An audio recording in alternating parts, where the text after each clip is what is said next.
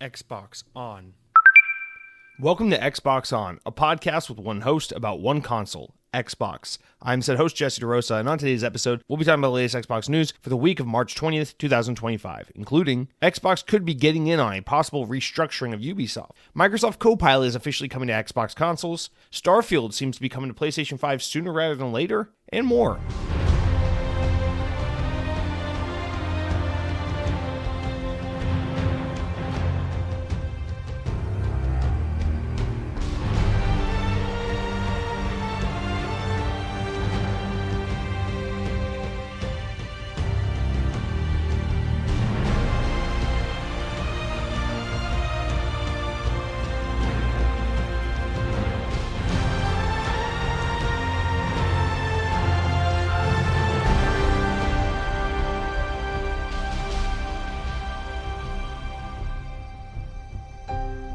On this day in Xbox history, on this week in Xbox history, 2006, 19 years ago, Sonic Riders was released for the Xbox, the original Xbox.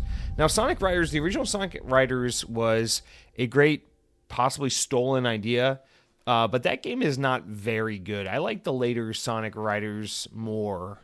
Not the one on Xbox Connect, but the Wii one. The Wii one is the best one, from what I remember. Now, the thing that's special about the original Sonic Riders is, well, the same thing that's special about most Sonic games, the soundtrack. Soundtrack for this game is really weird, but I really love it. I love the soundtrack a lot. So, shout out to Sonic Riders. Happy 19th birthday, you sexy boy.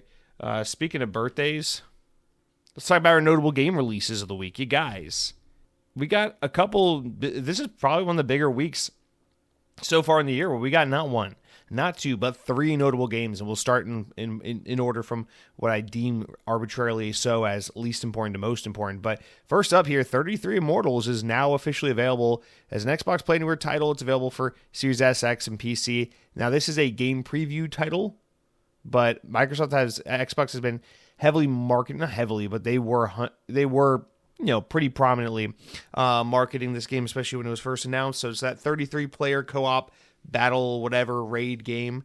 I don't know. This game does nothing for me, but I just know that it's got an Xbox association with it. So, 33 Immortals, maybe something worth giving a try. However, this is Game Pass, though. You can play it through Game Pass, so you don't have to spend money if you already got Game Pass. Next up, MLB The Show 25 is officially out. Happy MLB The Show week. I watched a lot of spring training baseball this weekend, and well, the regular season's about to start, so this is just in time, guys. MLB The Show. What's notable about this year is, for the first time since this game started coming to Xbox, this game is not in Game Pass. So unlike 33 Immortals, this you can't just give it a go. You got to spend $70 if you want to give it a try, or you could just wait 5 months till we're like deep into the season and play it probably on sale for $30 and then be like, wow, the season's almost over. I need a new roster for next season. Shut up, dude. The cycle of sports video games. It's so sickening. This is such e-waste, recycle, go play MLB The Show 24. You can buy it on sale for like $10. It's good enough. Enjoy last year's roster, you greedy bastard. No, but that's, of course, out in the huge game in the sports sim arena where, who doesn't love MLB The Show, except people who hate MLB The Show, which we call those people ML butthurt babies. Speaking of butthurt babies, Ubisoft's on the brink of self-destruction, but they have one last out because this week, Assassin's Creed Shadows finally comes to Xbox Series X after a handful of delays. This is that Assassin's Creed set in feudal Japan game that everyone's been waiting for since I was in middle school. So this is exciting. It's finally here. And you know what? Good for Ubisoft. They really need a win right now. So maybe this will be exactly what the doctor ordered. My suspicion is that people will like this game and it will sell quite well despite the online discourse, but probably doesn't help. Nonetheless, I'm not going to play it. It's Assassin's Creed. I've never played Assassin's Creed. I'm not going to start playing Assassin's Creed. But for those of you looking for this game, I hope you really enjoy it. Have a wonderful day. God bless you. Guys, it's a weird week for me here on Xbox On Podcast. Maybe it's because it's super late on a Monday night and I'm recording. I don't know. I might have to do some pickups here and there depending on what happens throughout the rest of the week, but I got some things going on in the middle of the week this week that are going to make it hard for me to record. So I'm trying to record the podcast now to try and keep my schedule open for Tuesday, Wednesday, Thursday. However, I don't know. Phil Spencer comes out and says I'm actually a robot here. I'll prove it to you, and then rips his face off and reveals a robotic underneath and a robotic undercarriage. Then I may have to say, well, damn it, that's just big enough news that we got to do a pickup, and then we'll come back, record some more podcasts, stitch it in, and then put it out on Thursday. But this is movie magic, baby. For all you know, I'm recording this in the year 2047. You wouldn't know because it released on Thursday morning at 9 a.m. Eastern time, like I said it would. And that's all that matters. So you guys, welcome to another episode of Xbox On Podcast. Guys, not a whole lot going on. Maybe it's because it's Monday and we still got to wait for the Tuesday, Wednesday news cycle to get us through the whole week's news, but I'm feeling spicy. Let's just go ahead and start reading with our mildly amusing stories, assuming that this is all there really is to talk about this week. It's not too much, so I say we're going to go light this appetizer. This is like, mildly amusing stories. This is like when you go to the restaurant and you don't get the mozzarella sticks and the chicken wings, you fat fuck. You get a cup of soup, or you get a little Caesar salad, a side Caesar salad, and you say, the middle-aged white women like to say when you work in restaurants. I know this. I worked in restaurants for a long time.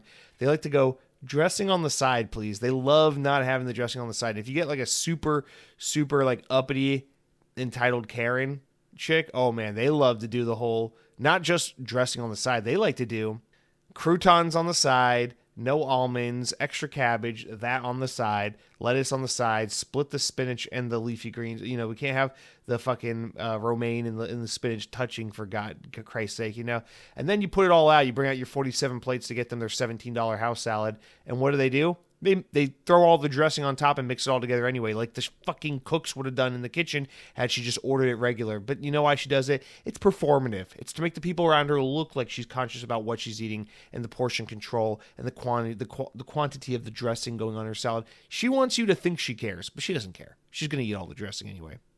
Guys, our mildly amusing stories this week start off with possible evidence that Starfield's coming to PlayStation 5. So, from VGC, further potential evidence has emerged that Bethesda's Xbox exclusive Starfield could be coming to the PlayStation console. On Friday last week, users spotted that a creation posted on Starfield's user-created content library had a PlayStation logo on the list of available platforms alongside Xbox and PC. Content was soon removed, but archived on Reset Era, where, all the most unsavory things on the internet get archived and commemorized. And let's just keep reading. A PS5 port of Starfield has been expected ever since Xbox shared its vision of the future for Xbox a while ago, where they put Sea of Thieves, Hi-Fi Rush, and now seemingly everything they've ever done on PlayStation. They're trying to do it in record speed as well. In November, Microsoft gaming boss Phil Spencer said that there were no red lines regarding what Xbox games could come to other platforms, and when asked specifically on Starfield in January, the executive dropped further hints that it had yet to come to other platforms. So we know Starfield is not an if, it's a when. So to find out it may be coming soon, it's just, here's the thing, man. Avowed just came out. Now we got this Oblivion remake that's apparently imminent. Indiana Jones is about to come out to PlayStation. Forza Horizon 5. Slow the fuck down, Xbox. The internet is not going to be deleted tomorrow. You can just roll these out over a reasonable amount of time and have a lot of backlog games to slowly share to the PlayStation, audience and get a lot of money quarter after quarter, year after year, instead of just being let's have the most profitable quarter for Xbox ever and then just fucking bow out and die. Let's slow it down. Keep calm, man. No one's got time for Oblivion, Starfield, Avowed, all at the exact same time. So let's just chill out, man. Put down the gun, Xbox. Don't gotta fire. All right? That's all I really gotta say about that. Obviously, this is an inevitable thing. It will happen. I just think they could give it another year and be fine, For Christ's sake, slow down. Speaking of things that need to speed up, Nintendo Switch 2 is still not out. We're still talking about Nintendo Switch 2. Well, Jesse, isn't this an Xbox podcast? Shut up. Shut up. We're getting there. So from VGC, numerous industry analysts have predicted that the Nintendo Switch 2 will cost $400 or more, but may enjoy the biggest console launch ever regardless of its price. As reported by Bloomberg, they cite that a number of analysts, all of whom believe Nintendo Switch 2 will cost at least $400 at launch, if not more, due to such issues as U.S. tariffs. According to the reports, however, market observers Yijia Shai, Shao, oh God, fucking no, it's Shai, of UBS, Robin Shu of Sanford C. Bernstein, and Dr. Sirkan Toto of Kantan, god damn it, Kantan Games, all believe that Nintendo Switch 2 will cost at least $100 more than the original Switch, which MSRP'd for $300 US. Now, Toyo Securities analyst believes it will be even more than that due to the components included. He says the original Nintendo Switch's NVIDIA chip is estimated to cost about $80 per unit, while the Nintendo Switch's chip, the Switch 2's chip, is likely going to cost around $130 to $150 per chip. Wouldn't be surprised if Nintendo goes ahead with a $500 US price tag. That's insane. I think there's no fucking chance in hell. I think they've learned still from the Nintendo's Wii U and the 3DS that despite the success they've had with the Switch, you don't do that again. It's kind of like how PlayStation learned the hard lesson with PS3 and they never tried it again. They're like, there is a cap. You got to understand what that cap is. I don't know, man. Nintendo, at the end of the day, it's like, would I buy a Nintendo Switch 2 for $500? Probably. Would a lot of other 30-year-old man children who grew up loving Mario and have tattoos of Princess Peach, you know what I'm saying, on their abs, would they get a Nintendo Switch for $500 US? Probably. But here's the thing. Nintendo has a unique situation that Xbox and PlayStation don't contend with as much or to as big of a degree, which is that Nintendo is always this child's play toy thing, and you got to price every Nintendo console at this sweet spot where it's like, will mom or dad or grandma or Auntie Susan buy little Timmy this item for his birthday or for Christmas or whatever if we exceed this price point? And you got to keep it within that price point. Whereas, obviously a lot of kids want Xboxes and PlayStations for Christmases and birthdays, but Nintendo Switch is like the kid toy. Xbox is like the everyone all ages toy. A lot more adults are going to go for the PS5, whereas a lot of kids who are going to be more beholden and shackled down by what mom and dad can buy them, as a gift. I guess what I'm trying to say is that console just relies more historically on the goodwill of elders buying kids toys, whereas PlayStation, Xbox can do quite all right just selling, their consoles to teenagers and young adults who have, disposable income of some sort and have means of acquiring those consoles on their own. So I just think that's important. It's just always that important thing. Maybe that's an outdated way of thinking, but that's the way I've always understood Nintendo hardware to be. But like, why are we talking about Nintendo's pricing for the Switch 2? Well, because I think at the end of the day, regardless of what happens, whether Switch 2 sells at $399, $499, $599, whatever the fuck they pick, I think Xbox has to pay close attention to that and say, that's kind of the floor, right? Like we can't be that much more expensive than Nintendo Switch. Now, Xbox is going to make more boutique hardware. I'm pretty confident in saying that. Xbox is also not going to sell to as big a market as Nintendo is. We learned that with the Series S prices and everything. Xbox is just not going to blow people away by hitting a low price point all the time. So they don't have to go as low as Nintendo necessarily, but they don't want to go too much higher because to some extent you think what they're going to do is try and position this Xbox handheld as something that could be an alternative for people who like Nintendo Switch or, something you get supplemental to your other Xbox hardware. So I just feel like paying attention to what the biggest player in the handheld gaming space, Nintendo, is doing is going to pay dividends, for you if you're Xbox and you're trying to figure out what price point you want to come in at. And now obviously there's going to be a difference where Nintendo's probably going to try to get the most bang for their buck by having somewhat outdated hardware and making the most of it, whereas Xbox is probably going to try to put the most powerful hardware they possibly can into a handheld for a reasonable price. So it's slightly different in that Xbox is probably going to go for higher cost components. So inherently, I just expect Xbox's thing to cost more. But you don't want to have a market where Nintendo has a Switch 2 on shelves for $299 and Xbox has an Xbox handheld on the shelves for $599. That would just be a really bad look. Now if Switch 2 is $400 and Xbox's handheld is $500, maybe that's a little easier to swallow, or $400 versus $550 or something like that. But I don't know. I just think you got to keep your eyes on Switch to some extent, because even though Xbox isn't trying to outsell Nintendo with the Switch 2, I think they still need to be mindful of what Switch 2 costs relative to what they're going to charge for their their hardware. But nonetheless, guys, that's really it. That was your soup and salad right there. I hope it was good. Don't you hate it when you're eating your soup or your salad and then the entree comes out and you're like, no. This isn't like the mozzarella sticks where we can just keep them in the middle of the table and still eat them as we work on our burgers and fries. This is different. This is like, don't bring me my steak when I'm still eating my salad, you buffoon. And that's when you take your soup and you throw it at the server so you stain his white dress shirt and tie, and then you go, you stupid idiot, you should have known I was still eating my lobster bisque with sherry wine sauce and garnish with fucking parsley or some shit. And then he goes, oh, I'm so sorry, and he says it in an accent because it's France and he's French. And then, it's like, doesn't that just suck? Don't you hate it when you're in France? Anyway, guys, let's move on, not to the main news, but the games I'm playing. Talk about the games I've been playing this week. But speaking about throwing food at your server, before I can tell you about the games I've been playing, I got to first tell you about what it is I've been eating. And I think you're really going to want to hear it, guys. I think you're just going to want to sit down and hear all about it. I'm sorry if we're going fast this week. There's just not a whole lot to talk about. And I just got a busy week, so I'm just sorry. But I'll always make time for you. Xbox On is one of the most important things that I do in my life. It's raising my cats. It's raising my voice when I'm in a public space so everyone knows I'm in control and I'm talking.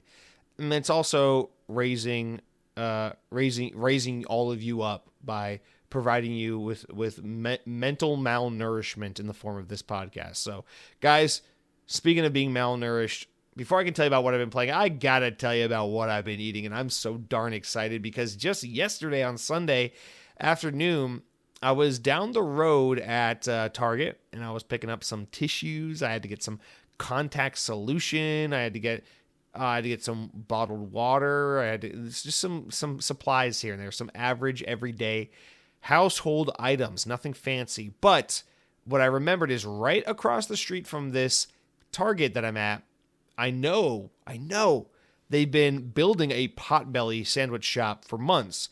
And I keep waiting for it to open, and it just never seems to open. But I just had this intuition. It was just like, check Google Maps. I think this place might be open now. So I pull out my phone, I check Google Maps, and what do you know? Potbelly is officially open. It opened like 5 or 6 days ago. Oh boy, it's finally time to give Potbelly a try. Now, a little bit of a backstory for those who don't know what Potbelly is. I don't really know what it is either. I've just always seen ads for it. I've seen signs for it. I've never been to one. It's a sandwich shop. They're originally from Chicago. It's like a 40, 50-year-old chain restaurant from the Chicago area. It's just sandwiches. It's like, have you ever been to Quiznos? Rest in peace. Have you ever been to Firehouse Subs? Have you ever been to... honestly, having gone there now really reminds me of Which, which is... I don't know where Which is, like where they're from or where they exist, but I know we had a handful of them in Georgia when I was... around the time I was like in middle school or so, they started popping up.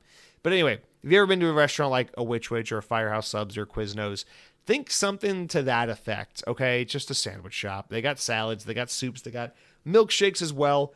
And, the reason I thought to look at this is because right across from where this Potbelly is being built, there's also a Panera Bread, and I love Panera Bread. I'll get into that some other day. Panera Bread's such a great restaurant, but it's so overpriced for what it is. In fact, I think we've talked about it on the show before. But I was saying to myself, for the money I can't justify, we're not going to Panera. So I said, let me look at Potbelly. And sure enough, they're open. So I said, fuck yeah, we're going. I called my girlfriend. I said, hey, they're open. You want me to go grab a sandwich before I come home and I'll bring it home? She said, heck yeah, bring me a sandwich. So I go into the Potbelly. And first of all, cute. I like it. It's got a cute little aesthetic to it. It's got like a whole mismatched, like old antique knockoff looking, like overly decorated feel to it, which I just appreciate in a world where every restaurant, every store, and every brand tries so hard to be as minimalist and dreary and dreadful as humanly possible. So shout out to them for at least giving a little bit of a try, giving it some quirky personality. But this restaurant, first of all, it's weirdly set up. It's like the first lady you go to is like, hey, what can I get you? And you're like, I'll take the chicken club sandwich. And she goes, whoa, slow down. I just choose the bread and the proteins. If you want to put anything on the sandwich, you got to talk to the next guy in line. And it's one of those things where it's like poorly divided by like, there's like 3 employees you got to interact with to get it made, which I'm okay with a classic assembly line, where someone makes the protein and the fucking bread marry each other, and then someone else puts the toppings on and checks you out. But like the way this place is set up, it's so disjointed There's no flow. But this place is only 6 days old, so I'm going to give them the benefit of the doubt. Plus, the people who work there are super friendly, and they're all just excited to be there. It's a brand new store. It's a brand new day. Let's fucking go. So, people are friendly. The menu looks interesting enough. They make their own hot peppers that they sell in a jar, and they have a ranch dressing that they'll put on their sandwiches that is made with those hot peppers. So I said, throw some of that ranch on my chicken club sandwich, and I got myself some mac and cheese for my girlfriend, and I tried the banana pudding milkshake, which I shouldn't have done, but I did because I'm a bad boy. I brought that stuff home, and I gotta be honest with you guys. I tried it. And you know what? I said this tastes kind of like Witch, honestly. And again, there goes that Witch brand. I hate that name. I hate all these sandwich shop names. They're all horrible names. But I like Witch okay. I had it like one too many times growing up, and I feel like I'm kind of done with it. But I always enjoyed it, enough growing up that I was like, it's pretty good. Potbelly. There's something kind of like warm and fuzzy and nostalgic about it because I don't know if we have Witch here in Florida. I think there is one in Tampa because Tampa just has everything that Orlando doesn't have. But I haven't been to one in probably like a decade plus at this point. So Potbelly, it's kind of like warm and fuzzy memories eating Potbelly because I'm like, yeah, it kind of feels like a Quiznos or like a Witch or something of that caliber. Kind of like a Firehouse Subs, but a Firehouse Subs is more like a toasted version of a Jersey Mike's in a way. So I don't know. I don't know if that makes sense, but if you're a sandwich lover, you probably know somewhat what I'm talking about. Long story short, how was Potbelly? How was the food? How was the sandwich? How was the mac and cheese? How was the milkshake of the banana pudding variety?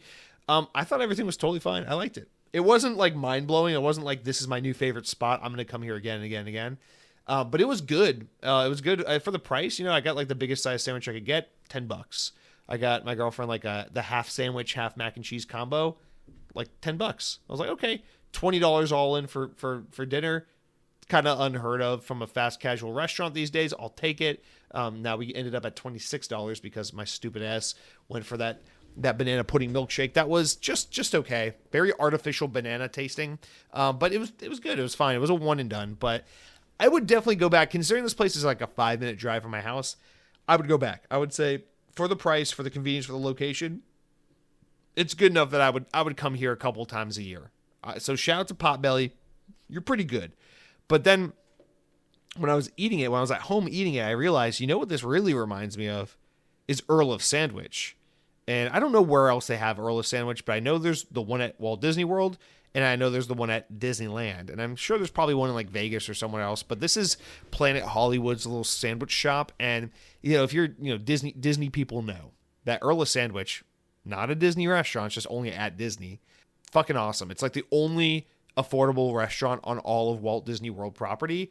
And it's phenomenal. They have a Thanksgiving sandwich with like cranberry sauce and stuffing and mashed potatoes and shit. It's a phenomenal sandwich. They have club sandwiches. They have Italian sandwiches. They have turkey and cheese and all the regular shit. They got salads and wraps and cookies and all like fun lemonades and stuff. That restaurant is amazing. It's not amazing. It's a sandwich shop, but it's very, very good. And I've always enjoyed it quite a bit. And so I want to give a special shout out to Potbelly because kind of feels like I don't got to drive 25 minutes to Disney World and deal with Disney Springs crowds and traffic and security in order to get something that's more or less a similar experience. Now, I don't think Potbelly is quite as good as Earl of Sandwich, but it's, for the convenience, the location, the price, and all that, it's a wash. So shout out to Potbelly. Pretty good. I'm not in love with you. I still like Panera Bread better, although Panera Bread's quite different. But I just can't, dude. Where does Panera Bread get off thinking that they're like a 5-star Michelin restaurant, a Michelin star restaurant with the fucking prices? They're like, oh, you want the turkey Bravo sandwich? That'll be $3,700. It's like, are you kidding me? I mean, yeah, I'll take one, but like, what the fuck? Anyway, that's it for what I've been eating. Now on to what I've been playing. I'm sorry to disappoint 2 weeks in a row, guys, but I've really fallen out of my video game mood. I know this happens from time to time. I like Devout a lot. I was really enjoying it, and I plan on getting back to it as soon as I can muster up the motivation to play a video game again. But I had a couple opportunities to play video games this weekend, and I just chose not to. I'm watching a lot of Daredevil. Really loving that show. I'm wrapping up season 2 right now. I'm really loving just fucking watching a lot of baseball, spring training. I love spring training. Something weird about spring training where I just really, there's something about it. It's like spring weather. Fall, Florida has beautiful spring weather in late February, most of March. It's just the weather's so perfect, and then you get the baseballs back, and there's like these fun skirmish games that don't mean a thing, and everyone gets to play these fun little Florida fields, that are just super fun and quaint, and it's just a good time. I just love it. So I watched a lot of baseball this weekend. Ate some Potbelly, did a little shopping, did a little cleaning around the house, hung out with the cat, hung out with the girlfriend, went to Magic Kingdom on Saturday night. First time I've been to Disney World in a long time. First time I've been to Magic Kingdom in like maybe 10 months. It's been a long time. Really nice. Crowd was low. Rode Tron in only 40 minutes. Rode Tiana's Bayou Adventure with a 5-minute walk on. Wonderful. Love it. Both rides are ideal at night. Rode them both at night. Love it. Shout out to Magic Kingdom. Love that park. Hate going there. It's a pain in the ass, but it's a magical place. Guys, that's it for what I've been playing. That's it for what I've been eating. I'm sorry to disappoint you all. I will come back to Avowed or atone for my sins. But now let's take a quick water break, hop into the news, and move on with our lives. Guys, let's do it.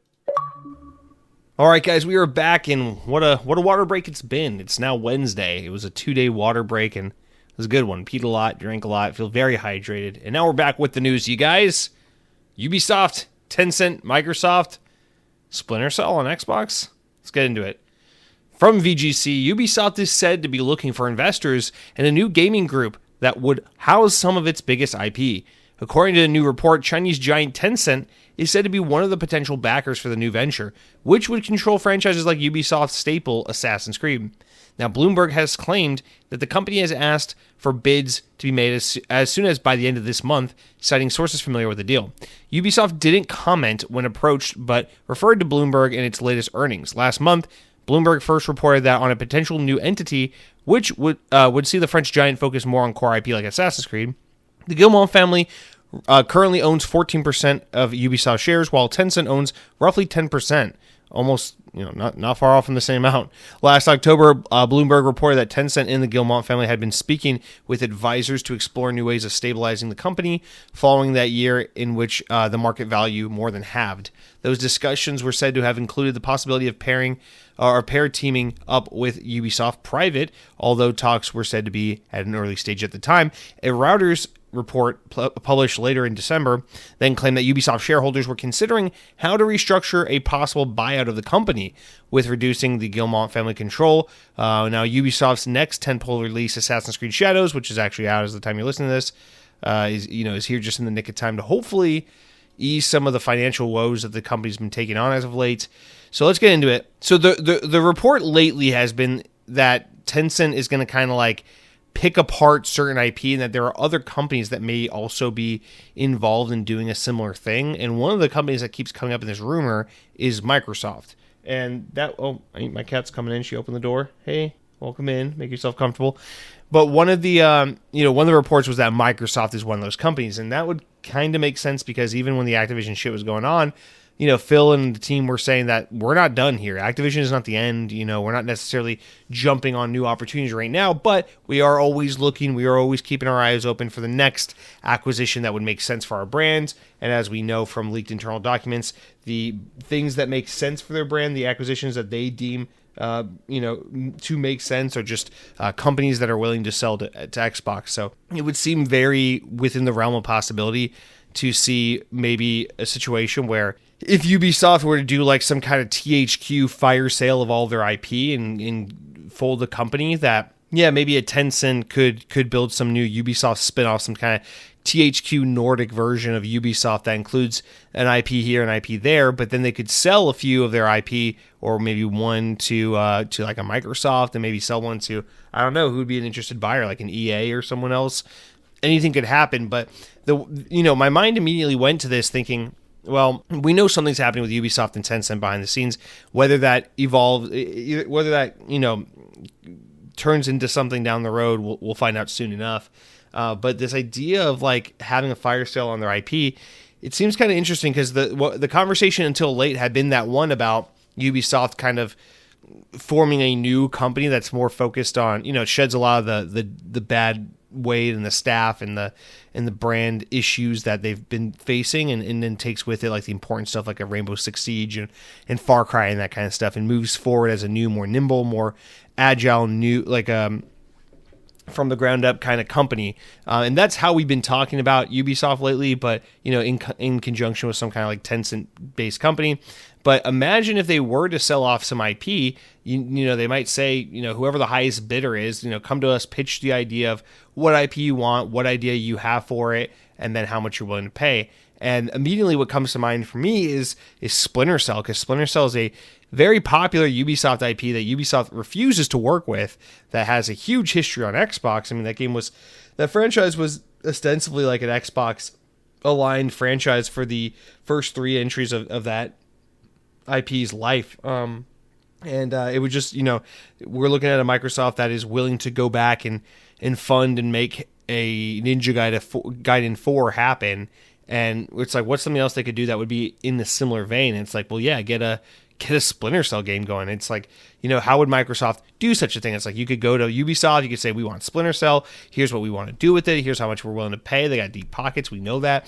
And then Ubisoft could be like, yeah, we love this idea because we refuse to make a Splinter Cell game. Who do you intend on putting on this project? And Microsoft could be like, well, we could give it to the initiative and they could put it down the next 10 to 55 years.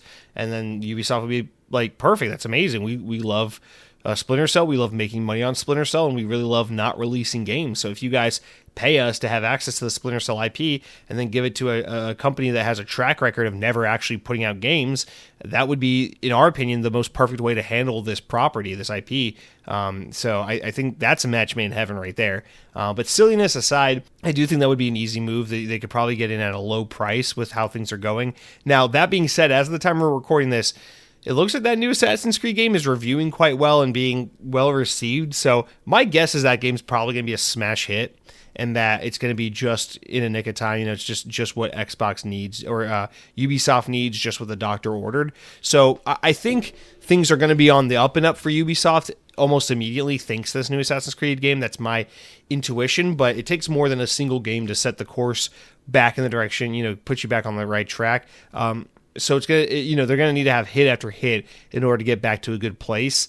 And just one really successful Assassin's Creed game can it can help buy them some time, but I don't think it's gonna fix the whole problem. From like a roots point of view, like you gotta fix it at the base and from the ground up. So anyway, that's just kind of where my mind went. Now, if you think about like a Tencent reforming like a new version of Ubisoft, picking apart its best IP, it's like, what would they take with them? It's like, I don't know, man. You got Far Cry, you got Assassin's Creed, you got Rainbow Six Siege. What else is there, really, right? Maybe I'm missing one, but I think it's really just those ones. I mean, there's like Trials and Ghost Recon. But, I mean, really, then it becomes like, is it like you license out Tom Clancy, or you sell Tom Clancy, or you sell the IP under the Tom Clancy brand? What might be a better idea would be for Tencent and Ubisoft to restart this new iteration of Ubisoft that's like a licensing house that owns and manages the IP that they have, and then works with other partners to make these games, maybe, and then you can like license out to Microsoft the ability to make a Splinter Cell game, as opposed to, kind of like what Disney's doing, as opposed to being like, oh, we're going to have our own team of 45,000 developers and have them make a game that's never actually going to see the light of day, as is the case with like Beyond Good and Evil and Splinter Cell and a lot of other IP that Ubisoft owns. So I'm trying to think about a couple ways this could play out, but I don't know, man. It's just it's so weird what's happening to Ubisoft, because they seemed like such a it seems like they were just such a I don't know, like just such a permanent structure of the video games industry. It's like I wouldn't expect to hear that EA is struggling and going out of business, or that Activision would be in that situation before Microsoft acquired them, or that Take-Two or anything like that. It's just, I always put Ubisoft kind of in that echelon of like, it's gonna be okay, right? I mean, they've had hairy situations in the past, like about 10 years ago when Universal Vivendi was trying to like buy them out. That was happening for a while, that hostile takeover, but it seems like they've always kind of been more or less steady and stable. But I don't know, man. I mean, the Star Wars game they did recently, the Far Cry style Avatar game they did recently. It's just a lot of what they've been doing. It's just, what's the fucking game? I already forgot the name. X Defiant. It's just, it hasn't really been going well for them lately. So I think there's some huge structural change coming to Ubisoft soon. And whether it is as crazy as like an IP fire sale, or maybe some licensing model, or maybe just some severe restructuring or rebranding involving Tencent, I don't know. But if I were Xbox, I would definitely be one of the people pitching to them. And, you look at like what they're doing with Ninja Gaiden, this kind of like showing respect and paying homage to the history and the legacy of the Xbox brand. And I say, go get yourself a fucking Splinter Cell game. People want it. Ubisoft refuses to give it to the people. You're Microsoft. Go do it. Make it happen. That's my 2 cents. But anyway, guys, let's move on to another story about AI, unfortunately. But the good news is I think this one is kind of positive. This is an example of AI and Xbox coming together in a way that I think is pretty cool, and I'm all for. It's not, the role of the game developer being replaced by AI. It is just a way to help make gaming more accessible and easier and more dynamic for players, and I kind of am on board with this, using a technology that already exists. So anyway, Microsoft is bringing a gaming version of Copilot AI to Xbox.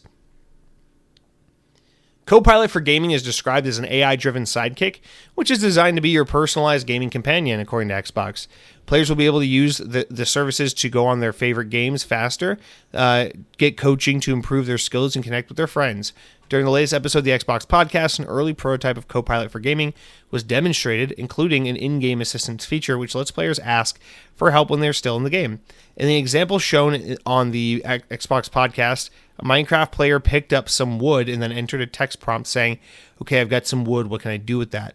Copilot for gaming then replied by telling the player to open their inventory and place the logs into a crafting area to turn them into wooden planks. Another example shows a player on the Xbox mobile app asking the AI, "I want to get back into Age of Empires 4. Can you install it for me?" And the AI then installs the game for the player on their console and offers to give a recap of what happened the last time that they played that game. A third example shows AI analyzing a player's situation and offering advice on it. The player is shown in the character select screen of an Overwatch game, asking the AI what to do with their favorite character Echo once they've already been chosen by someone else. And the AI says, "Echo's been taken, but Cassidy would be a great pick with this team." The AI replies, his mid-range hit scan in Mercy's damage boost will work great on Ilios Ruins. Is that the map? Ilios Ruins. Plus, you've done great with him on this map before. Later in the demo, the player dies quickly and asks Copilot what happened. They said, "You stayed in the fight too long after your teammates were down. Diving straight into Ramatra was a death sentence. Next time, retreat and regroup with your team." So again, tips, tricks, these are interesting examples. So anyway, they're saying that Xbox insiders should be seeing Copilot integrated into Xbox pretty damn soon. So they'll have a chance to provide feedback, and then no word yet on when this will come to most people, most Xbox owners. But I like this. This is the kind of idea of like gaming and AI where I think this could work just fine. I'm a huge Microsoft Copilot fan. I use it all the time. I have the Copilot app on my phone, and I love talking to her. I'm not even shitting you. This might be embarrassing to admit, but the other day I was at Disney World all by my lonesome, and I was staring out across the rivers of America, and I pulled out my phone. And I said, "Hey, Microsoft Copilot, how you doing?" And she always, when you open up the Copilot app, it does like the little strings. It goes doom doom doom, it strums, and then the lady that sounds like a 50-year-old white mother says, "Oh, hi Jesse, how you doing?" And I'm like, "Oh, hey, Copilot. I was just wondering, I know the rivers of America here at Magic Kingdom are going to be torn to the fucking ground pretty soon here. What can you tell me? I've been out of the loop on Disney news for a while. Have they set a closing date, or do we know when shovels are hitting the ground?" And Copilot goes, "No, Jesse. Disney has, she's like, Disney has announced that the rivers of America will be closing, and we do know preparations are taking place right now, for this construction work to commence, whatever. But she's like, Disney likes to keep it close to the vest and usually doesn't start putting shovels in the ground until pretty close to when they're actually ready to start, making moves." And she's like, "Would you like some further information on this?" I'm like, sitting there in a fucking theme park surrounded by families from all around the world who are there to have a good time, being a fucking freak, talking to an AI on my flip phone about when Disney's gonna fill in a river to put a Cars ride in for me. And I'm just like, this is the future. This is good shit. I don't gotta sit here and Google away. I can just talk to my AI buddy and remind myself that I don't need friends because I got AI. And I'm just thinking to myself, like, yeah, I love this shit. I think AI is great. I talk to Copilot all the time. I use it for all this shit, and I could see this being completely useful in a video game. I love the recap one in particular. I love the idea of, like, for example, like Marvel Midnight Suns, a game I was really enjoying and haven't played in 3 months, and just I could imagine, like, in 3 months from now being like, you know what, I should get back to Marvel Midnight Suns, and then asking Copilot, hey, I was really enjoying this game back around the holidays, haven't played in a minute, what I missed? And then she'd be like, oh yeah, based on your save file, here's where you were. This is what's happening in the story. This is where you left off. Do you need tips on, like, what to do next to get you kind of back in a state of momentum? I'll be like, yeah, that sounds great. Can you please tell me what to do? Because I have no brain and I can't think for myself. Plus, you're the only friend I've ever had. And Copilot will be like, don't worry, Jesse. Being a loser is common, but here's what you want to do in Marvel Midnight Suns. And I love the idea of this. I love all of this. I think this is cool. This is a genuine integration of AI that I could see being practical. I could see benefiting people. It's there if you want it. You can ignore it if you don't want it, and it doesn't destroy the jobs of developers and destroy the way games are made and played. Although, well, it changes the way games are played, but not the way games are made. And I like this. Everyone can coexist kind of thing together. But at the very least, I think this is a rather inoffensive utilization of AI, and I guess it does bring to light a bigger conversation, which is that it's not that AI is a bad thing altogether. It's that some of the ways corporations hope to evolve and implement AI can be seen as problematic. And this is one of those things where it's like, do I really want AI giving me some facsimile of a remake of an old game and spoon feeding it to me and lying to me and saying that's preservation? No, not really. But do I want AI to be there to remind me where I was last time I played a game, or to help me when I get stuck to keep the fun going? Yeah, I love that. That's a great idea. So it's really not about what you do, it's about how you implement it. And I think this is a far more tasteful and exciting way to bring Copilot into the fold. I mean, Copilot's already a huge part of all of Microsoft 365. It's built into Windows these days, and I love it. So let's bring it to Xbox in this kind of form, and I think that just makes Xbox an even greater place to play. So I'm all for it. I think it's cool. But let me know what you think.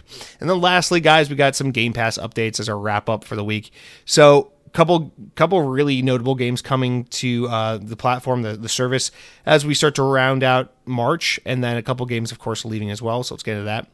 33 Immortals is now officially on Game Pass. It's a day one Game Pass game. It is in game preview, but go ahead and play that now if you want. Octopath Traveler 2, this is a big one. Now in Game Pass Standard, it's a pretty good get for Game Pass. Train Sim World 5, it's out now as well. And then also out now is Mythwrecked Ambrosia Island, which is on Game Pass Ultimate and Standard as of the day this podcast goes live. Now, coming soon, we got a couple games. This is the second one here, really excited about. Blizzard Arcade Collection, March 25th, and then on March 27th, available day one, Game Pass Ultimate and PC. Atomfall, this game looks really, really good. I'm very excited about Rebellion's new game, the Sniper Elite developers. This kind of survival open world sim, whatever, what do they call that? Something sim, immersive sim game. I really hope this game hits for me because I want to love it. I love the premise of it. I think it looks great. I just don't. I watched the most recent trailer of it earlier today.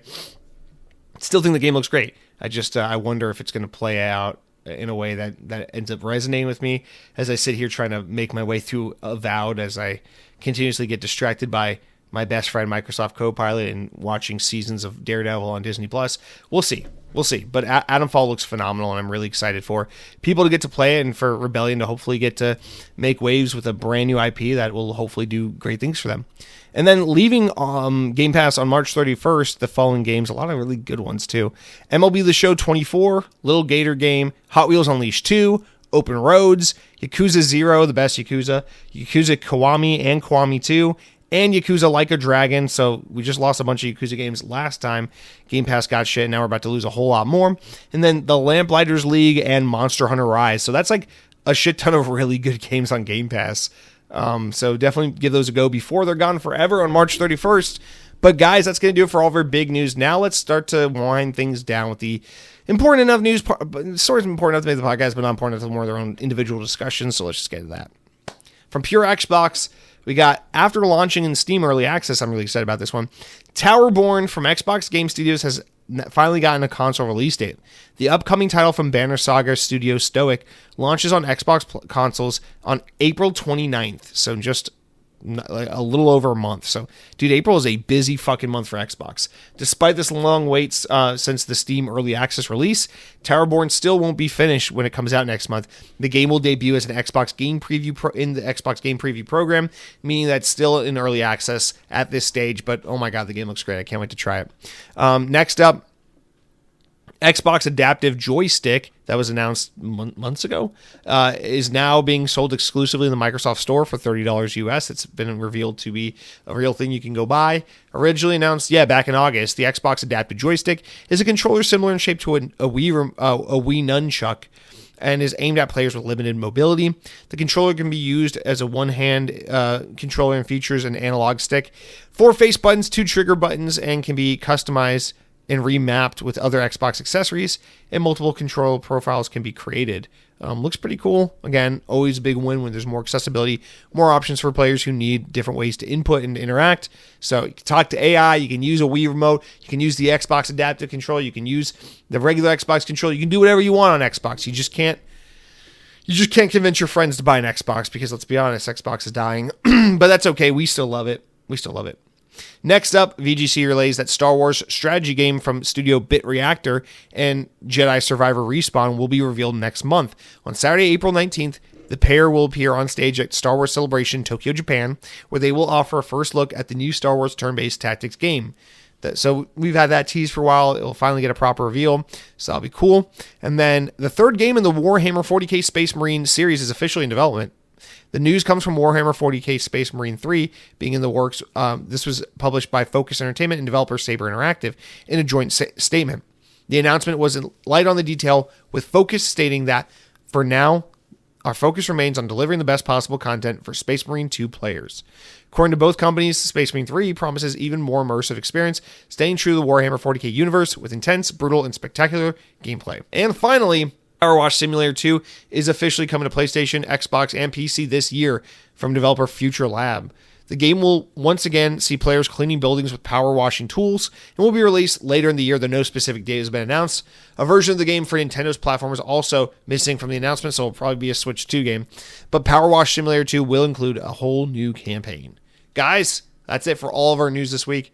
Wrap it up. Let's fucking get back to our backlog because we got a lot of shit coming up in the end of March, April, May, so we got to start playing before Xbox starts putting all their games on PlayStation and releasing all their Western RPGs within a 3-month span. We got to get to it, guys. So with that said, let's move on down to the best, my favorite, the last section of the podcast. The comments, the shout-outs, you know how it goes. You go to youtube.com/XboxOnPodcast. It's at XboxOnPodcast at youtube.com. Click on the latest episode of the show, and you can say anything you want by leaving a comment. Be a dick. Be a nice person. I don't care. I can't tell you what to do. But please, don't be like some of those people we used to have that we had to kind of push out the podcast. Nobody likes those guys. Their mothers are embarrassed to have changed their diapers. They say, I wish I let you walk around the house for many years with dirty diapers because of the behavior you've exhibited by riding in on the Xbox On podcast. That's the kind of stuff these guys' moms have said to them through WeChat and other various text messaging apps. So like, this is not, I'm not being silly. Like, this is serious stuff. Watch the way you present yourself online. And also, while you're at it, give me a 5-star review. If you have any inclination to give me less than 5 stars, let me save you the hassle and say, just stay home. Don't go out. But if you want to be a good boy and give me a 5-star review, I will not say no to that. I will appreciate it very much so. So, with that said, let's get into it with our 6 comments we have this week.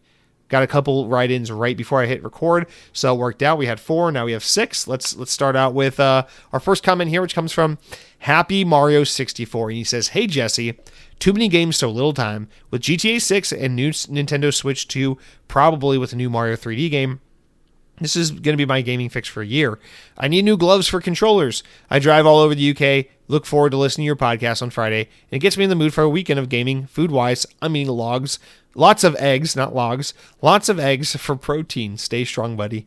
Well, Happy Mario, I'm glad to hear from you again. Dude, if they are announcing a new 3D Mario game, I'm completely fucked because I really don't want to buy a new Switch 2 at launch, but I almost definitely will if we're going to get a new 3D Mario because those are my favorite games in the world. 3D Mario games are the absolute best. And even though Mario Odyssey, the most recent one, wasn't my favorite, it was still phenomenal. I still absolutely adored that game. I still think Galaxy is a better game than Odyssey, but it doesn't matter. Odyssey is still leagues better than 99.9% of video games that are released today, and I will just blow my wad for another 3D Mario adventure. So let's hope that's not coming this year, because I just don't have the time and money to justify right now. But that being said, I'm excited for everyone who's going to get some good shit with Switch 2, and I'm excited that this podcast can serve as an indicator that it's time to clock out, go home, and enjoy a nice weekend, because I love that. My favorite podcasts are like that. You know, you listen to them, and it's like, it's Friday afternoon, this podcast went up, or it's like, oh, it's time to go home from work, I'm going to listen to this podcast. So I love, again, these are my favorite kinds of comments, because I love knowing that this show can serve as that source of entertainment, or that indicator for people that it's like time to tune out and have some fun and relax. So good for you, man. I appreciate it. Eat your eggs. Eggs are healthy for you. Eggs drive me nuts, because, you know, some people are like, oh, you can't have that cholesterol. But some people are like, oh, no, the egg yolk is good cholesterol. You want that cholesterol. It's not the kind of cholesterol you need to avoid. And I can't stand the battle of cholesterol, as my doctor's telling me that mine's a little elevated. But I don't know. Does that mean I need to eat more eggs or fewer eggs? And does that mean I just need to eat egg whites without egg yolks? Are you kidding me? Of course I'm going to eat the egg yolks. That's the best part, you know? Come on now. I made a egg and cheese sandwich last week, and I took a bagel, toasted it up. I did 2 eggs and a slice of cheese, but I split the slice of cheese in half. So it's like fried egg, half a cheese slice, second fried egg, the other half of that cheese slice on a toasted bagel. That shit was so good. It's just my favorite. Dude, that's the best way. Like my favorite Saturday morning tradition is like sleep in for the first time in 6 days, and then eat like an egg and cheese sandwich or some kind of like breakfast related item, like a bagel with cream cheese or something like that, and then a nice iced vanilla latte with oat milk. That is if I can achieve that on a Saturday morning, slept in, iced vanilla latte with oat milk, and then either a bagel with cream cheese or an egg and cheese sandwich. I mean, like, that's cloud 9 for me right there. It really just doesn't get any better than that. So happy Mario. Have a wonderful weekend. Stay safe out there driving all over the UK. I wonder if the drivers are better there than they are in Florida. I would assume they are, because, well, twofold, because Florida drivers are just the fucking worst, and 2, because here in the greater Orlando area, we have plenty of British people, and just anecdotally, I'll say, when I notice really bad driving, which is all the time, it's usually not at the hands of the British people that are here. It's usually at the hands of the elderly.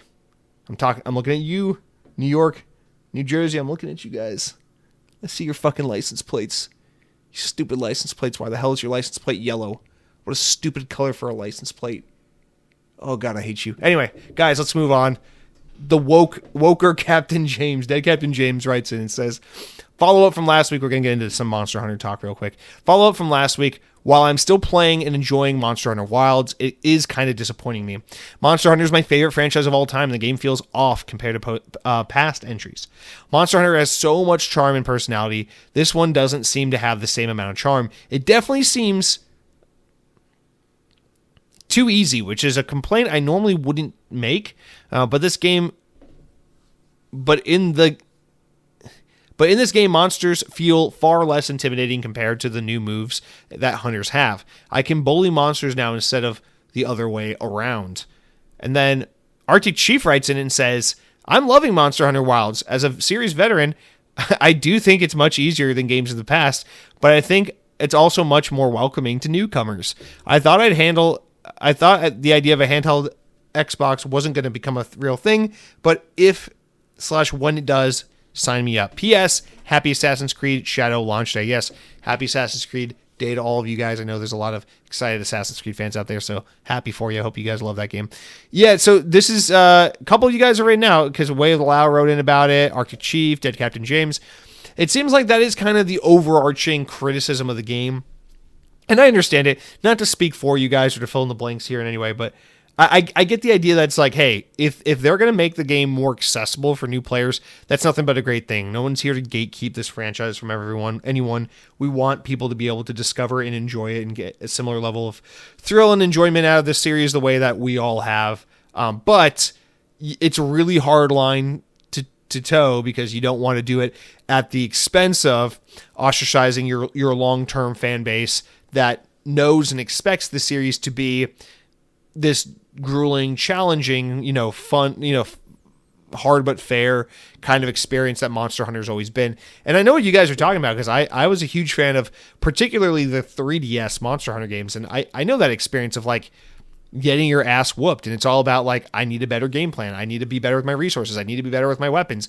I need to come up with a better attack strategy to defeat this monster. You're going to get your ass kicked many a time before you're going to take him down.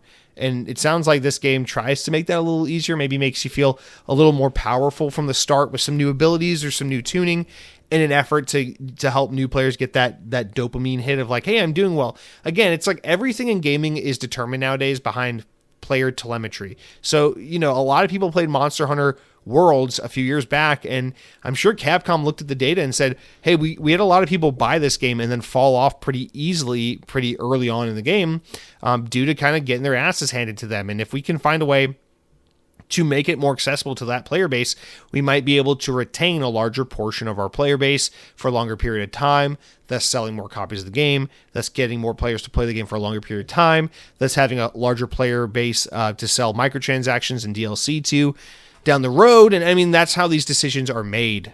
So it's unfortunate, because it seems like in this kind of case, it's like a lot of people are like, yeah, it's a good game, I like it, I still love Monster Hunter, but even though this one's pretty good, it's just not the best because they did this, and this, and I wish they hadn't, and they fucked with the formula to some extent. So you always hope and wonder, and maybe it's not, the solution isn't the same solution for every one of these games that makes decisions like this that upset or disappoint the player base to some extent, where it's like, can they walk this back? Can they retune it? Can they come up with a different mode? Like, what can be done to meet old players where they're at while still maintaining a way of making this game more accessible to new players? It's a really tricky balancing act, and I do not envy the people whose job it is to figure this stuff out. But I also totally get the frustration, or the disappointment at the very least, from the players when it's like, that this isn't what I expect from Monster Hunter. So hopefully they can figure that out, man. I know it's always disappointing, but it does seem like overall people are still pretty much enjoying it. Maybe it's not the best Monster Hunter, but it is one that is relatively great, and people are still enjoying it for what it is, and that at least there's that. So, listen, not every game can be Sonic Unleashed. Sometimes you get fucking, Sonic Forces, and it's definitely not as good, but it's still Sonic, Bad pizza still pizza. That's all I'm saying. Cargo Runner UK says, I'm running cargo all throughout the UK, and I really like Xbox. No, he says, great show. I really like the idea of Xbox working with different hardware vendors to make different handhelds. We might get a console with more personality that way. You're talking about consoles. I love the Crystal OG Xbox, so I'd really like a new Crystal Edition Xbox with LED lights. I was the idiot that was always traded in their standard console for the new limited edition. Can you imagine Xbox and Sega working together on a Sega/Sonic themed console that includes a digital game and DLC bundle? That would be really cool and would help Xbox get sales in Japan. What is your dream console collaboration? Cargo Runner, this is a great write-in. I appreciate you writing in. I will say, though, one kind of correction is that Sonic is really, really big in the Western world, and not so much so in in Japan, actually. Sonic is really big with, like, North America and South America, like Latin America, like a lot of, like, the Americas. They really like Sonic. He's pretty big in parts of Europe as well. But Japan actually does not have an affinity for Sonic the way we all do here in the Western world, the world of biscuits and gravy and colonialism. So I guess Japan, they're a bunch of imperialists, right? They're trying to steal the fucking land from China. Anyway, it doesn't matter. The point is, I don't think Sega and Xbox working together would be the best way to get more of the Japanese market invested in Xbox, especially if they're doing it through Sonic, because that's just a Japanese brand that the Japanese market kind of responds to, but not as big as they do over here. But I understand the point, and I think you're right that they could work with Square Enix or perhaps Sega with Atlas, with like Persona or something like that, to try and do more crossovers to get more attention from that market. The idea is still good, even if that example specifically wasn't the best example. I get your point. I do take it. Anyway, but continuing on, I love this idea as well of other vendors being able to work on different Xboxes. And I love the idea of, someone else making an Xbox that's so fucking cool that you want to buy, like, I don't know, like what's an example of like another vendor who might jump in and on it? I don't know, like a Samsung or a Lenovo fucking Xbox. Maybe that'd be cooler than the one that Microsoft makes. Who knows? I'd love to be shown why that would be awesome. Imagine Samsung making a folding screen Xbox handheld. Like I'd be interested in that thing, as gimmicky as it may be. Imagine, Dell or Lenovo making an Xbox that's, so like that's like a thin client PC size or something like that. And you can just stick it in a bag and then wirelessly connect a controller to it. And then, it'd be ideal for people who travel for work and want to bring an Xbox with them and hook it up in their hotel, their hotel room as they, fly around and do whatever they do for a living. So like, I love the idea of different hardware manufacturers getting access to the keys of the Xbox hardware brand and being able to add their spin to it so that we can have a litany of Xboxes for people to enjoy, places to play Game Pass, places to access their existing libraries and backwards compatibility and to access the Microsoft Store, et cetera, et cetera. I think that would be a really wonderful future for Xbox. Now, what would be my dream console collaboration? So this is, that's the hard part to answer because I'm really simple. I love the Xbox Series S and X because you can tell that they were heavily influenced by the Microsoft Surface team. I love that they are these unassuming, brutalist, kind of fall into the background nicely, elegant, modern looking boxes that you can just kind of ignore once they're on your entertainment center and never think about them again. I don't like loud consoles. I'm the opposite of you. I'm not the kind of person who would ever trade in like their unassuming black Xbox to get like the Xbox with Halo on it, or I was never the guy to get like the trade in my DS so I can get the DS with Pokemon on it. The only time I ever did that was I did have the 3DS that had Animal Crossing on it once. That's just because that was a very one-off example. But generally, I go for a pretty unassuming kind of console, especially when it's not handheld. We're talking about home console, because I want it to be something that like looks aesthetic in my entertainment center. I want my living room to look clean and nice and cohesive, and I don't think having like a Sonic the Hedgehog Xbox next to my couch and TV would look all that good. Now, I'm more of a controller guy. I like the idea of having that personalization for your controller. In that sense, I'm much more open-minded to the idea of a fun collaboration or whatever. But really, all I want from Xbox, this is the thing, is it's like, this is why people, oh, your Xbox can't do this, or like, oh, Xbox is going to fall apart because they don't do this. It's like, I don't really care about any of this shit. I bought an Xbox Series X when it came out, and I love it. It's a great console. I love how fast and snappy it is. I love quick resume. I like how my games look and run on it. And I don't know what else I could get out of it. I just know I'm happy with what I have. And then a few years later, I bought a Series S because I got one for $250. It was on sale. I wanted to have one in the other room of the house. And long story short, I end up playing that more often than my Series X because I just like playing Xbox more in the loft than I do in the living room. So I just have ended up playing the Xbox Series S all the time. And I love it because it's snappy, it's fun, I love quick resume, it's great, it plays the games I want to play, and it looks great while doing it. Does it look a little worse than the Series X? Yeah. Am I able to tell that most of the time? Absolutely not. I don't care. So to me, it's like I'm just always going to buy the Xbox that Xbox makes for Xbox gamers to buy and play games locally, natively on their TVs at home. As long as that is an option, that's really all I give a shit about, really. And if the Surface team can continue to work on Xbox, with the Xbox team to give it that kind of like sleek, sexy, brutalist, minimal, like classy look that like Surface devices have, then that's just icing on the cake for me. But I really don't, I'm always open-minded to someone showing me something I didn't know I wanted and selling me on it. I'm always open to that. I was a huge fan of Nintendo Wii, and I love my phone that flips and folds. Like I like gimmicky, different stuff. But there's nothing I can think of that my Xbox doesn't do right now that I'm like, man, if like a Lenovo or an XP or a Dell or someone could come along and make an Xbox that does this, I would be all over that thing because there's not anything I really feel like I'm missing. I just want to continue to have a new Xbox that plays the latest games and looks good and continues to do the thing I've always needed Xbox to do, which is play my Xbox games. So as long as that's available, I'm happy as can be. But I would love to hear from you guys if any of you guys have some outlandish or like kind of blue sky ideas as to what you would like to see an Xbox console be able to look like or do based on other OEMs having getting to take a crack at the Xbox hardware game. So it'd be an interesting conversation to have, interesting to hear from you guys on that. I'm pretty boring and simple to please. I just need an Xbox. That's really it. I don't care. I don't care if PlayStation's selling better and has God of War.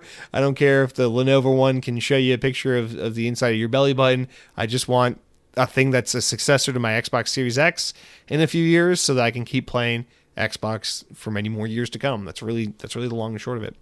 Cronky writes in and says, I also can't comprehend why the Oblivion remake would come out like this at this time. My best guess is that it will drop alongside a Doom delay, but why wasn't it showcased in January? To not take away from Avowed, I think. I also take this silence to mean that there's more remaster than remake. They are making it seem like, based on reporting, that it's more of a remake than a remaster, from what I understand. But Cargo Runner replied to your comment and said, Skyrim was huge on Switch, and it was part of the Switch marketing. I think Oblivion Remaster will be announced at the Switch 2 reveal, and that is when we will see it running on Switch 2 first. Cargo Runner, I think plain and simple that is 100% what's happening. I did not think of why it would be that they've been sitting on this for so long, but honest to God, this is 100% what's happening. I think. Well, why wasn't it show the showcase? Well, you don't want to step on Avowed's toes. Why are they still not talked about it if it's about to come out imminently? Because it's a Switch 2 game. This all makes perfect sense. And we know that Switch 2 is supposed to come out possibly this summer, this fall. So that would make sense. Maybe it's going to be an Xbox PlayStation game and then come to Switch later, or maybe it's going to come out on all three at the same time. I don't know. But this is a great way to have some kind of Skyrim-style splash at Nintendo's event. That's really, really smart. This makes perfect sense, Cargo Runner, and thank you for writing in because you did the thinking for me, and now I don't have to use my brain because I'm always tired, and my brain is so small. So you just saved me so much brain power. Thank you, sir. All right, now our last comment comes from Mr. Sam Frito Burrito, Sexy Mamacito, and he writes in and says, Jesse, I'm wondering what in your educated mind will get Xbox Game Pass to 100 million subscribers. Xbox Game Pass is practically curing cancer, and all Sony is doing is giving lighters and cigarettes. What can they do to raise the entire thing up to the next echelon and to get those deserved gains? Thanks for addressing monorail concerns while I eat Mickey Head waffles at the concourse below the tracks in the Contemporary. I love that will make sense to you and myself and nobody else. But thank you for writing in, Sam Frito. This is another great question. I really wish I had a good answer for you. I thought about it as soon as I read the write-in, and I don't mean to be so like negative about it, but I don't know. Let me give PlayStation some flowers real quick, and not to blow smoke up their ass, but to really paint the reality of the situation as I see it. PlayStation's new PlayStation Plus that they retooled like 2 years ago, I think it was, is really robust and is really everything Game Pass kind of already is, mostly except for the day one games, which is no doubt the biggest part of Game Pass. But everything else that Game Pass is already exists on PlayStation. PlayStation just doesn't make as big a fuss about it as Xbox. So you look at a lot of the games that come and leave Xbox that are third party, same kind of games that constantly come to PlayStation Plus all the time. Remember, they have that catalog of like 20 games or whatever that's like permanently available for PlayStation Plus subscribers. And then if you have the higher tiers, you get additional games and stuff.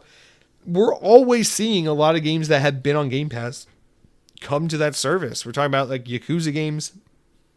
We're talking about Evil West and games like this that that we see constantly on Game Pass, and it's just like, well, damn, Sony's already got kind of their own Game Pass competitor, which makes it hard for people to want to leave PlayStation to go to Xbox for Game Pass when you can kind of already get that on PlayStation. The only thing Game Pass has over it, of course, is day one games from Xbox, which is no doubt the biggest selling point. But I think it's a couple things at this point. I think that it not to be lazy about it, but it kind of goes back into that PlayStation is too big to fail thing. Listen, man, it's always the iPhone versus Samsung argument. Again, I hate to be lazy about it, but it's like iPhone has been, and I always say this as someone who had many iPhones. I had iPhone for a long time. I like iPhone. I still think iPhone's great, but iPhone has been pretty much unchanged for the longest time. I was at the mall a couple weekends ago, and I stopped by the Apple store because I hadn't picked up and used an iPhone 16 yet. And I wanted to play with it because I know it has that new like camera control feature, and the new colors I think are really pretty. That like bluish purple color that it comes in, I think is really pretty. So we went to the Apple store, and I'm playing with the new iPhone, and I'm like comparing all of them, and I picked up the 16 Pro. It's like the middle one, like of the 3 or 4 tiers they offer. It's like the one that's the middle of the pack. And I was like, this is an amazing iPhone. This is fun to hold in the hand. It feels great. It looks beautiful. That new bluish purple color is absolutely stunning. iPhone feels a little different to me because I've been on Android for so long now, and I haven't used iPhone so long that a lot of the new iOS updates and features are new to me. And I'm playing around with it. I'm like, this is really great. If Samsung exploded tomorrow, and Razer and Pixel and all the Android brands just fucked off tomorrow, and all I could use was an iPhone, I would be 2,000% satisfied with this iPhone 16. I think it's such a great phone. It feels great. It looks great. It functions perfectly. Of course, iPhones have amazing cameras. Their video recording is second to none. But ostensibly, I felt like I was still holding the same phone I let go of when I had an iPhone XR, back in 2018, which was the last iPhone I ever bought.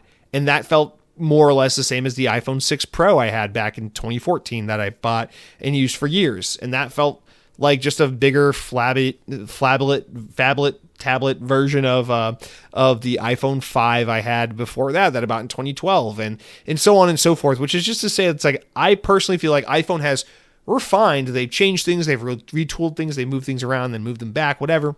But iPhone feels like iPhone after all these years. Yet it doesn't matter what the competition does. My Samsung phone folds down like a little clamshell. There's a different version that folds open like a book. That's mind-blowing. Samsung just revealed that they're working on a tri-fold cell phone that looks like a singular phone like everything else, but then opens tri-fold-wise into 3 different panels into a full 10-inch tablet. Like, this is fucking insane. Samsung phones often have more RAM. They have different features. They have pens built into them if you get like the Ultra models. They have all these AI features that iPhones don't have. All these bells and whistles, all these ways that if you put the two things on paper and just compare specs, Samsung is better than iPhone, no competition. It just is. But that doesn't matter because the iPhone is still a phenomenal product, and the iPhone still was there first, and the iPhone still captured the attention and the hearts of the public first. And I think Xbox and PlayStation more than ever are in an Apple versus, an iPhone versus Android, or an Apple versus Samsung type of relationship where it's like, Xbox, you can be here. There's enough people who love you to justify you sticking around. And you can be great, and people will know your name and know about you. But it doesn't fucking matter if you're trying to win on the competition, because no matter what you do that sets you apart, the competition is just so far ahead of you, and they're so ingrained, and there's so much more built in that's like, it's fucking game over. And it's something I got to remind myself constantly, because living in the US, I live in the place that is the biggest market for Xbox. English speaking countries are the biggest market for Xbox. Canada, fucking England, Australia, like these are the places where Xbox is by far the biggest that it is. And even in these countries, like you feel it. Xbox is a big second number 2 to PlayStation. And so what about all the other countries where video game consoles are available, where PlayStation is by far the more dominant brand? It's like, it's not even funny. You look at like a Japan especially, or something like that, and it's just like, nobody gives a shit about Xbox. It's just such a distant second option. And so that's the long answer that I know I've given a million times before, but it just feels like that's kind of where Game Pass is. And a lot of the things that Samsung or Google Pixel or whoever does on Android, whatever they do, a couple years later, iPhone ends up kind of catching up, and they do their version of it. And then when they do their version of it, it gets a big marketing splash, and everyone suddenly gives a shit about it. And that's kind of not exactly what's happened with PlayStation, Xbox, but PlayStation did, after so many years, more or less say, here's like 60% of what Game Pass is. That's a thing that PlayStation does now. And people are like, cool, great. And then the other half of this, aside from it just being one of those like situations of PlayStation just has a momentum that cannot be stopped, and that's why Xbox can't get ahead, I think the other half of the story is just simply that Game Pass is a really bold experiment, and I think the market has rejected it. And I don't know what to say because I think that the games that Xbox has provided on Game Pass have been of such a high quality, and really of the past last year or two, have been at such a consistent clip of release that it's like, I don't know. As someone who loves Game Pass, as someone who has Game Pass and has paid for it ever since it came out, I don't know why someone would be coming into the market right now to buy a new console and not say, let me get an Xbox and subscribe to Game Pass. It doesn't make sense to me as someone who is preferential to, who's partial to the Xbox brand and who loves and sees the value in Game Pass. It doesn't make sense to me why someone wouldn't just default pick Xbox. But it's just, for some reason, the market has rejected Game Pass as an idea. It's reached this threshold of 30 million plus people who say, hey, this is something that we can get behind. But they cannot penetrate that 60, 70, 90, 100 million subscriber ballpark number that they're trying to get to, because the market has simply rejected the notion that we want a subscription service that costs $20 a month, that includes a rotating door of third-party games and a permanent lineup of Xbox first-party content that is available day one, included but not limited to Gears of War, Halo, Fable, or Forza, Fable, all these classic Xbox franchises, but also new games like Starfield and Call of Duty on an annual basis, and Doom, and new IP like South of Midnight and Avowed, and artsy-fartsy games like Hellblade 2, and deep, rich games with hundreds of hours of gameplay like Starfield. It's like we have played this simulation through. The test has been done, and the market has responded and said, that's great, fuck you. And we know it's not just the Xbox hardware that turns people away, because this is available on PC. Yet still the reaction has been, yeah, but we're... And the funny thing is, the PC is like a whole microcosm of... an additional microcosm of what we see happen on the console space, where it's like, yeah, sure, you can get Game Pass on your PC for $10 a month or whatever, $14 a month, and just play all these games day one. But people go, yeah, but then I can't play on Steam, and I want to play on Steam. And so people just go and they buy Avowed for $60 on PC so that they don't have to play on the Xbox clients, so that they can play on Steam, right? Just like how people go, yeah, I could get Black Ops 6 on Xbox as part of Game Pass, but let me just get a PlayStation because that's where all my friends are at, and I'll go buy Black Ops 6 for $70 instead.